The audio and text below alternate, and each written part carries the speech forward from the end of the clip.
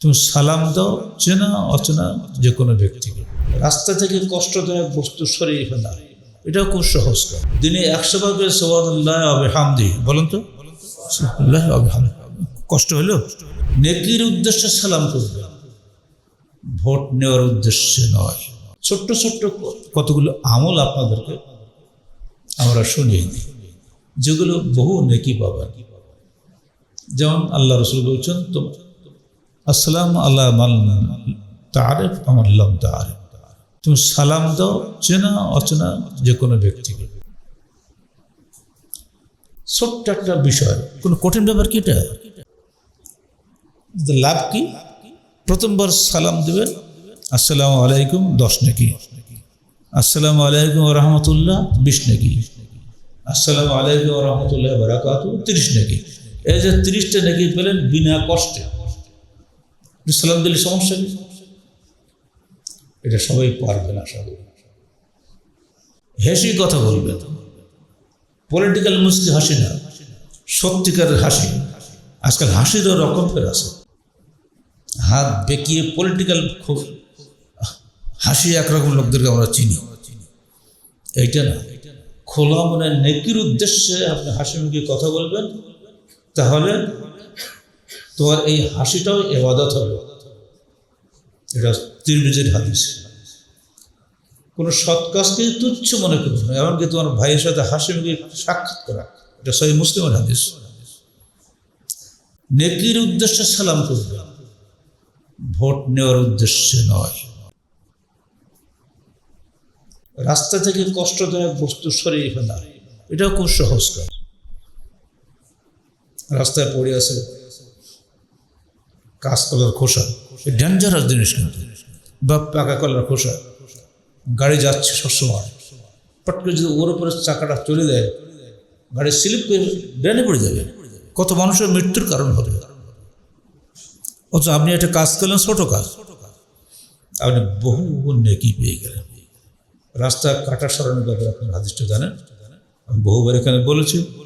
রাস্তায় কাটা সরিয়েছিল এক ব্যক্তি, তো আল্লাহ রসুলকে যে বললো, আল্লাহ রসুল আমার রাস্তা বন্ধ হয়ে গেছিল, সে ডালটা সরিয়ে দিয়েছে। তো আল্লাহ রসুল বললেন, দেখো এইটুকুর জন্যে তুমি জান্নাতুল ফেরদাউসে চলে গেছো।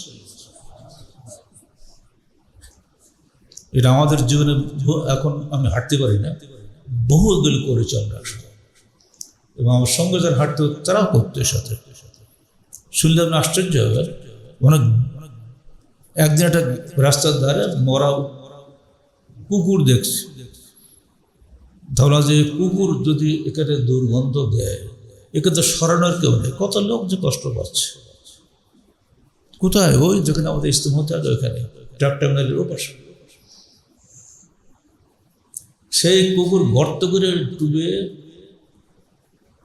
গর্ত করা মানে মাদ্রাসাকে এসে কোদাল নিয়ে গিয়ে গর্ত করে আমার সঙ্গে যা ছিল মিলিয়ে অনেকক্ষণ সময় লেগে, কিন্তু এই কুকুর শেষ না করা পর্যন্ত যাওয়া হবে। একই অবস্থা এদিকে যাওয়ার সময় আমাদের আমাদের মিস্ত্রি বাড়ির পাশে, ওখানেও একটা কুকুর ডুবে গর্ত করে ঢেকে দিয়ে তারা আসছে। আমি নিজে আমার সঙ্গে সেলিম নিয়েছি। এগুলো আপনাদের লাগবে না? আপনাদের জীবন যে ঘটতে পারে যে কোনো সময়। ছোট্টখাটো বিষয়কে হয়তো ভাববেন এটা ছোট কাজ না, আসলে এটা আদৌ কোনো ছোট কাজ নয়, অত্যন্ত বড় কাজ। এর বিনিময়ে হয়তো আল্লাহ পাক আপনাকে জান্নাত দিতে পারেন। আরেকটা হলো অসুস্থ ব্যক্তিকে দেখতে যাওয়া। এটা আমরা আমাদের দলের লোক হলে যাই, অন্য লোক হলে যাই না। এই একটা চিন্তাধারা হয়ে গেছে, মানে মেরে মনের মধ্যে দূর ফাঁক না। চেষ্টা করবেন লোকটা অসুস্থ কিনা, তিনি আত্মীয় হোক বা অনাত্মীয় হোক, প্রতিবেশী, পরিচিত। সাধারণত আমরা সেখানে অপরিচিত লোক আমরা যাই না, নিয়মও নয়, সাধারণত নিয়ম তাই সেখানে যাবেন। আল্লাহ রসুল বলছেন, কোনো মুসলিমকে যখন কোনো মুসলিম দেখতে যায়, অসুস্থ মুসলিমকে, তখন সন্ধ্যা পর্যন্ত 70,000 ফেরেশতা তার জন্য দোয়া করে। আর যদি সন্ধ্যা যায় তাহলে সকাল পর্যন্ত 70,000 ফেরেশতা তার জন্য দোয়া করে। তো তাই না, জান্নাতে তার জন্য একটা ফলের বাগান তৈরি করা হয়। সুনান তিরমিজি। এর চেয়ে আরও সহজ আমল দেখেন, দিনে 100 বার করে সুবহানাল্লাহ ওয়া বিহামদিহি বলেন তো। সুবহানাল্লাহ ওয়া বিহামদিহি, কষ্ট হলো কিছুই না, দিনে 100 বার পড়বেন। এখন 10টা পড়েন, পরে 10টা পড়েন, পরে 10টা পড়েন, অথবা এক বই থেকে 100 পড়েন, কোনো সমস্যা নেই। আল্লাহ রাসূল বলছেন যদি কেউ এটা দিনে 100 বার সুবহানাল্লাহ ওয়া বিহামদিহি পড়ে তার সমস্ত গুনাহ মাফ করে দেওয়া হবে, যদি তার গুনাহের পরিমাণ সমুদ্রে ফেনা সমতুল্য হয়। সেই বুখারী, সেই মুসলিম। ছোট্ট ছোট্ট আমল চেষ্টা করবেন আমল করার জন্য। আত্মাহারিক টিভি, ওহির আলোয় উদ্ভাসিত জীবনের জন্য।